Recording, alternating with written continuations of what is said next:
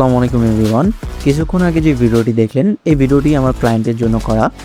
তো ওনার ডিমান্ড ছিল ওনার বিজনেসের জন্য যে লোগোটা আছে এই লোগোটা প্রথমে শো হবে, দেন ওনার প্রোডাক্টগুলো মোশন গ্রাফিক্স আকারে হবে, দেন ওনার ভিডিওটা শর্টলি হবে, লাইক 10 থেকে 12 সেকেন্ড।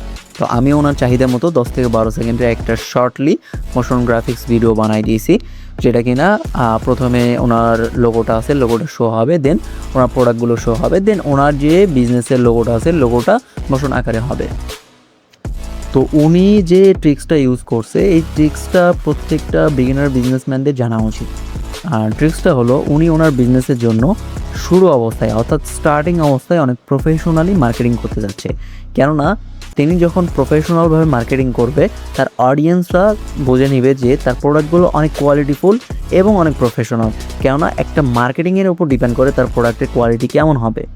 তো এখন যেহেতু উনি অনেক প্রফেশনালিভাবে মার্কেটিং করতেছে, দেন একটা সময় যখন ওনার ব্র্যান্ডটা অনেক জনপ্রিয়তা লাভ করবে, অনেক পরিচিত লাভ করবে, তখন কিন্তু উনি চাইলেই ওনার যে প্রোডাক্টগুলো আছে এই প্রোডাক্টগুলো অনেক ভালো দামে সেল করতে পারবে। লাইক 1,000 টাকা দামের প্রোডাক্টগুলো উনি চাইলে কিন্তু 4-5 হাজার টাকা বিক্রি করতে পারবে।